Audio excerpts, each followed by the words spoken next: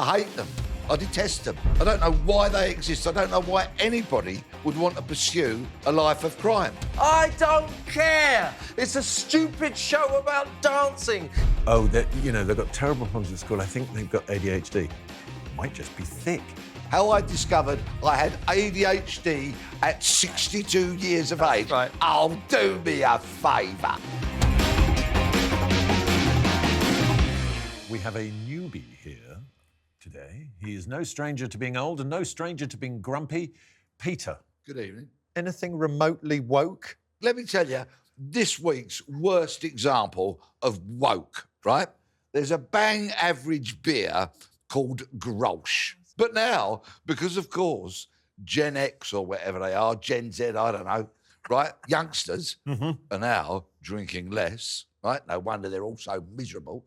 Grolsch have reduced the strength of their beer, so it is now going to be, brace yourselves, 3.4%. No self-respecting person would drink a beer of 3.4% strength. It's utterly pointless, it's a waste of time, and it's a clear example of the woke movement now getting into breweries. Well, wokeism is alive and well with us. Take a look at this. This support group is for people who are so woke that they are finding it impossible to have any fun at all. I think, like a lot of you guys, for me, it started with the little things. Signing an online petition, going to a march. Well, I mean, before I knew it, I was writing to The Guardian about LGBT representation in the Harry Potter books. Which is shocking, by the way. All right, Lily, we've all read your blog. Don't worry, Oscar, you've come to the right place. All of the young people in this room are ruining their lives by being overly virtuous. That's actually a microaggression to say young people. Off, Jamie. The thing is that you probably wouldn't be able to show that sketch these days. We just have. But I mean, on terrestrial television, I mean, there's an own goal for a brilliant comedy series based on something like that, Wokery, to take the piss out of Wokery because it is a sitting duck. And yet the TV channels don't make this obvious comedy because they are steeped in wokery themselves. Therefore, they're incapable of comedy. Well, everyone's terrified. They're terrified of tripping themselves up. They're terrified of saying the wrong thing. And that's comedy, isn't it? Yeah. Saying the wrong thing, challenging perceptions, challenging, one might argue it's what we're trying to do here.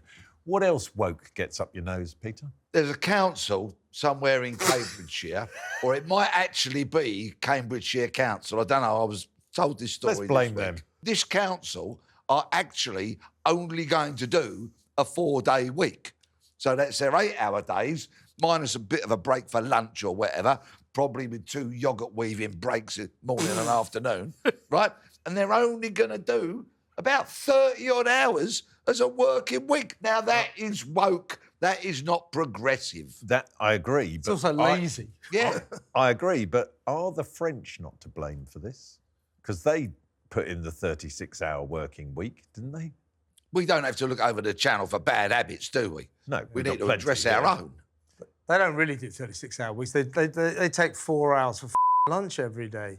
That's the thing about the French. They cram They're a not little woke, work they're just in around lazy. lunch. Lazy gluttons, that's all they are. What about Strictly, Kev?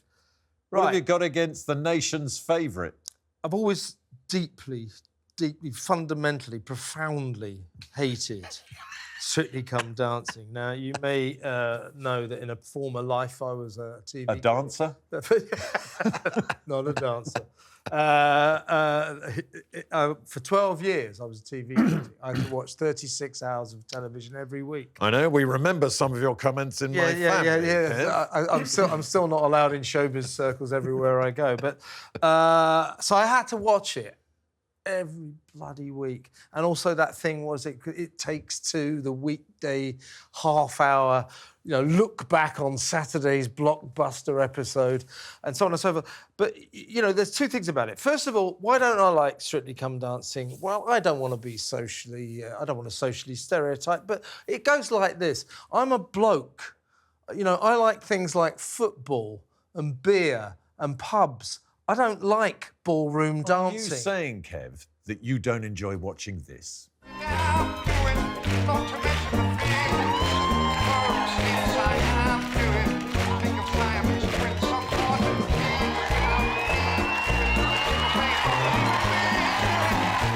now pathetic. that is entertainment. It's pathetic, isn't it? And it follows this incredibly rigid structure. Every show is exactly the same.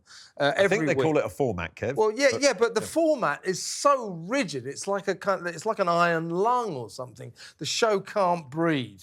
As I say, I don't like the dancing. I don't like the format, and I don't like the national obsession with it. Every day you pick up the newspapers, every day, it's Giovanna Pagliacci, Amanda Abingdon, look, the BBC having an inquiry. I don't care. It's a stupid show about dancing. Get it out of my life. I hope they axe it very soon. I don't think they will. I think it's quite popular, Kev. What about you, Peter? Do you have the dance in you? Well, I know I do myself. Yeah. I knew Kev was going to discuss Strictly today, and viewers can't see this, unfortunately, but in honour of that, I wore my Strictly Come Dancing trousers today. Yeah, and I call them that. Yeah, I call them that because they've got more ballroom. Boom. Right. No, Strictly, okay? Strictly have invited me on every year for I don't know how long, okay? And it's got to the point now, because I keep sending them all these emails, no. If they invite me next year, again, I'm going to report them to the police for harassment, alarm and distress. And we'll see if they get prosecuted or not. And let me tell you what Strictly Come Dancing can do. It can foxtrot Oscar. We're going to move on now, having destroyed the nation's favourite, to something else that is being destroyed in my mind. It is snack sizes, or, as they like to call it, shrinkflation. Have a look at this. If your idea of a snack is the king-size Snickers bar, packing in 540 calories, Please don't say this yes. story is for you. Some of your candy bars may be shrinking. The company says the change is part of an ongoing effort to improve the nutritional value of its products. Now, here's my point, all right? We all remember when a wagon wheel was that big. Yeah. Right? And we all remember when a curly whirly was that They long. were massive, weren't they? Right? Yeah. We all remember when a Yorkie bar would satisfy a trucker. Exactly. They need to look elsewhere for their kicks now, according to Jeremy Clarkson. But they're now smaller, they cost more, and obesity is on the rise.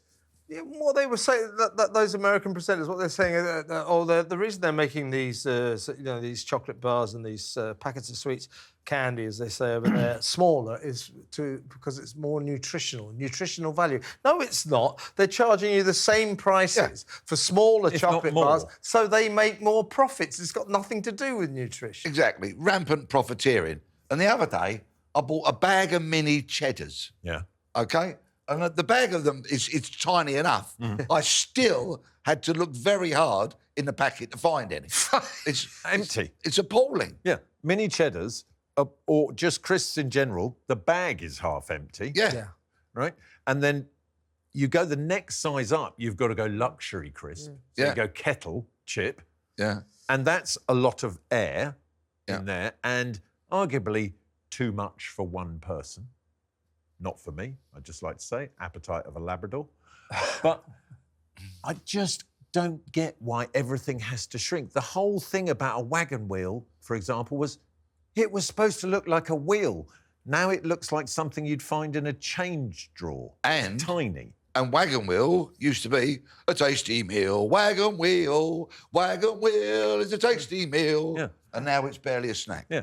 Yorkies don't exist anymore, right? Yeah, they do. Do but, they? But I mean, if you were a trucker, you'd get laughed out of the truck stop eating one It's of no those longer now. manly to eat It's a not Yorkie manly. because It was a they're- manly they're chocolate feminine bar. size, yeah? Yeah. I'll get in trouble for that, won't I? A very worrying topic. Yeah, really. But see, they're smaller as well. What has a hazelnut in every bite? A worrying topic. Now, What else the topics? And Aztec bars, they've gone as well, haven't they? well, no, the Cultural appropriation, that was Aztec bars. saddest demise is the Karamak. Oh, yes, that got cancelled. I love Hold on, Karamak. someone's shouting in my ear that the Karamak is back. Is it back? Good, because Cadbury's then did this Caramilk, which was a terrible thing. And also, the other thing is, I mean, I love a bit of ghetto chocolate. I don't like posh chocolate at all. Right. And my family think it's hilarious at any event, be it my birthday or Christmas, to buy me one of those kilo bars Okay, yeah, of yeah. dairy milk and then watch me eat it in one sitting, because there is an overnourished man dying to get out. But now I don't like the taste of dairy milk anymore. I never did like. I'm a plain chocolate man. Oh, are you? You're posh chocolate. Who'd have thought Kev O'Sullivan was posh chocolate? Oh, yes. Is it your bitterness coming out via It the is indeed. chocolate? Yes, I like anything bitter. It's right up my street. Yeah.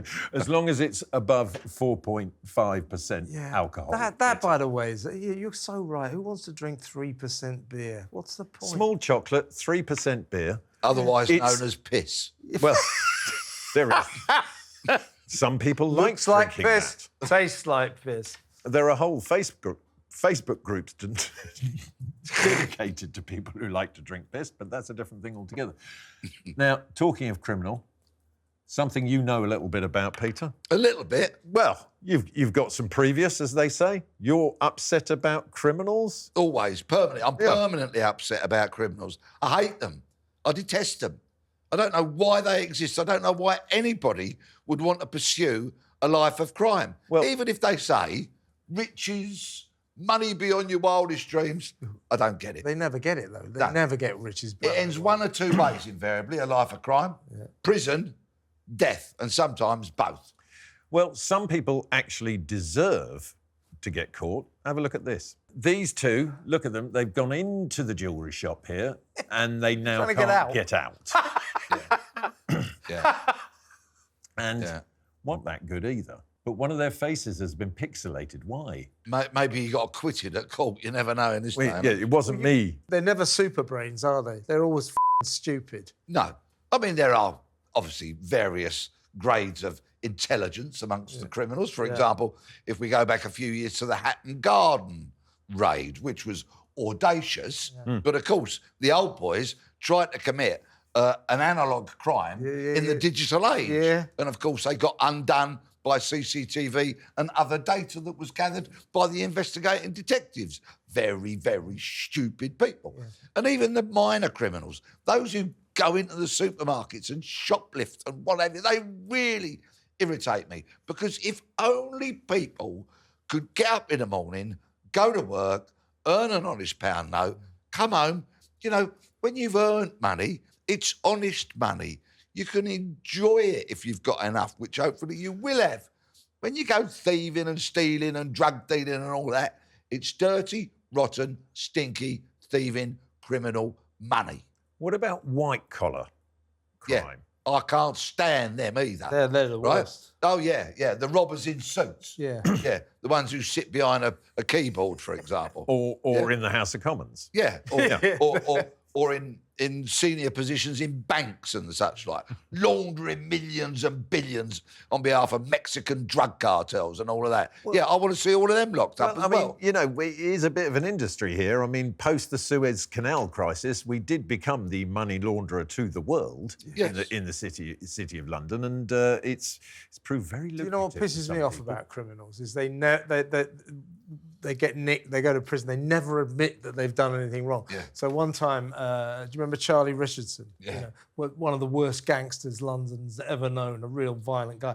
Good company, actually, nice bloke, but you didn't want to get on the wrong side of him. So I was fixing to do a series with him in the Mirror, and he kind of contacted me. He had a book coming up, and so I went for lunch with him, and he brought his woman along and everything. Great company.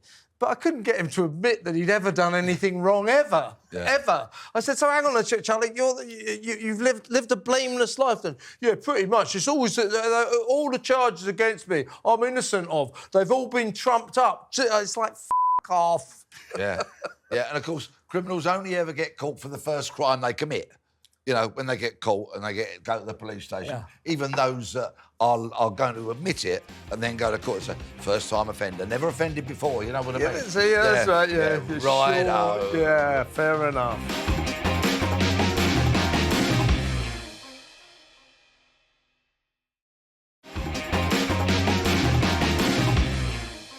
Regular viewers of Grumpy Old Men will look forward to this next instalment that we like to call Kev's Computer.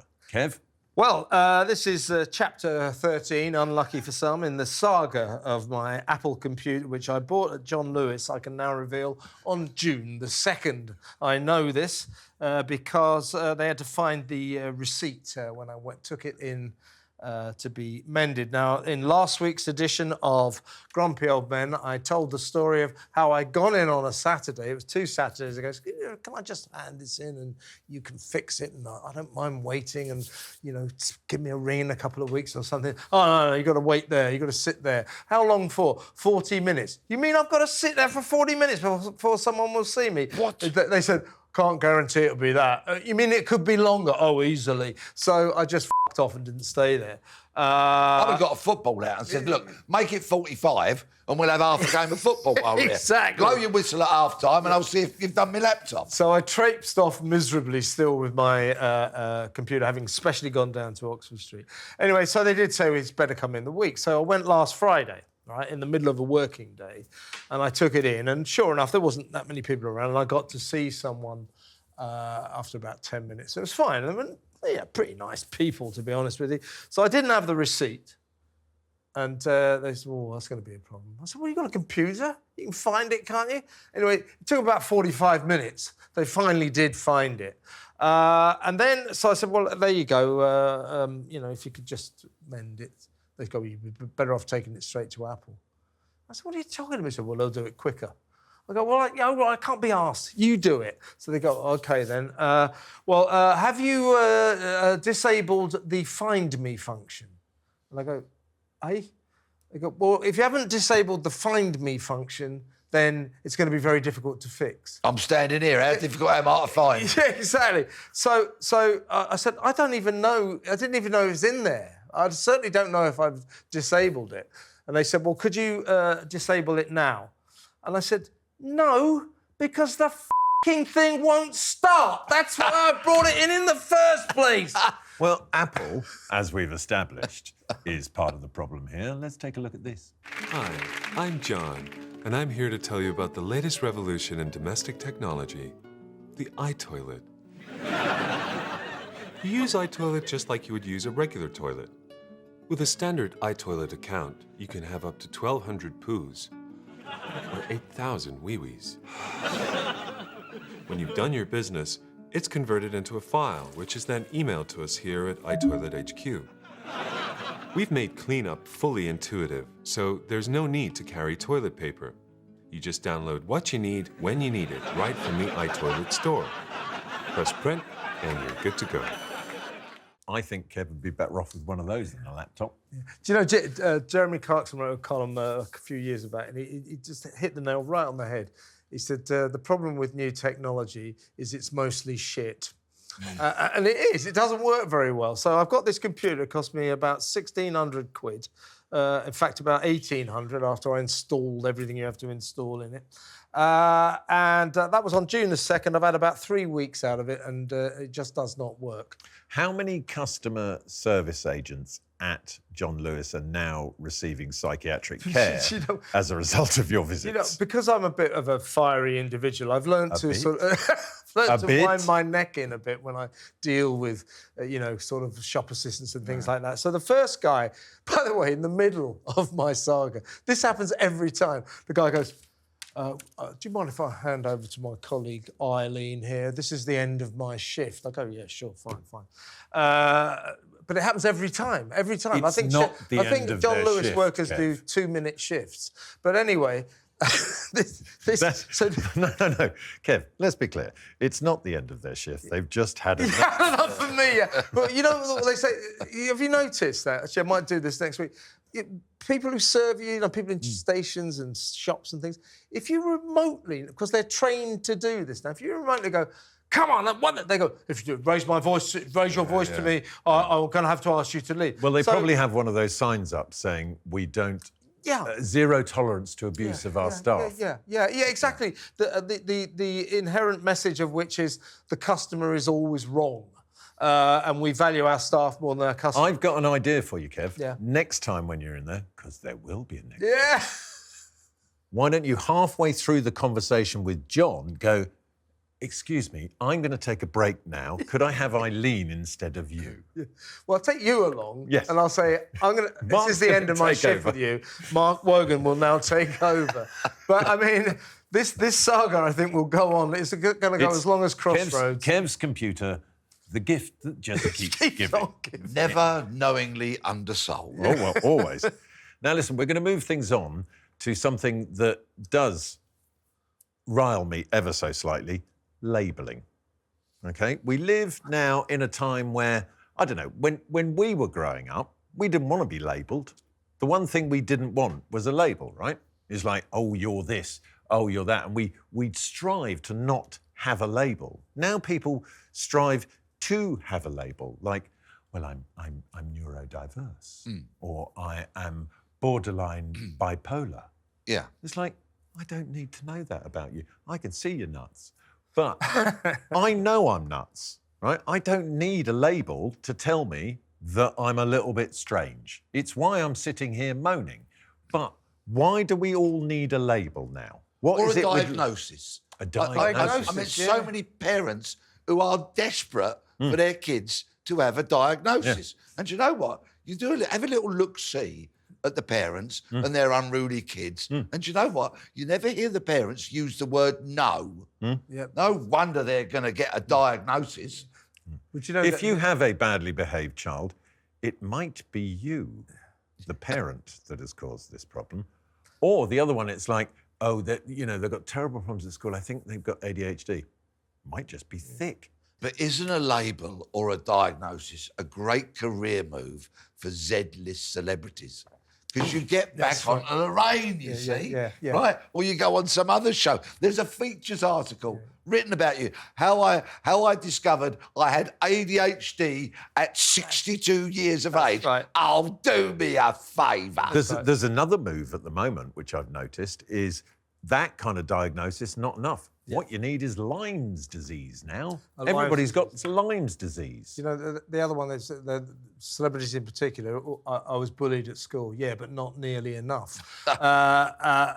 So celebrities that always have childhood traumas that they dredge up when they give interviews. Or they got a book. Well, that's coming because out, or- they've got PTSD. Yeah, exactly. Having never served in the armed forces. Yeah, or the police. Yeah, or the 999 services. Yep. Never been on a blue light shout to an emergency to be faced with utter carnage. But my other issue with labelling, and look, I think it's important that if somebody's got something up with them, that they discover what it is and maybe learn how to cope with it. But it's when the labelling is used as an excuse. I'm terribly sorry, I've got ADHD. I'm terribly sorry, I'm neurodiverse. Yeah.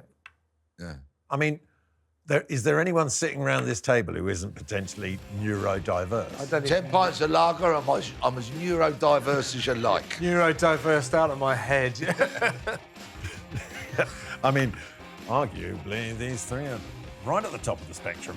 But that is all for this week on Grumpy Old Men. Until next week, do your best to stay as grumpy as possible.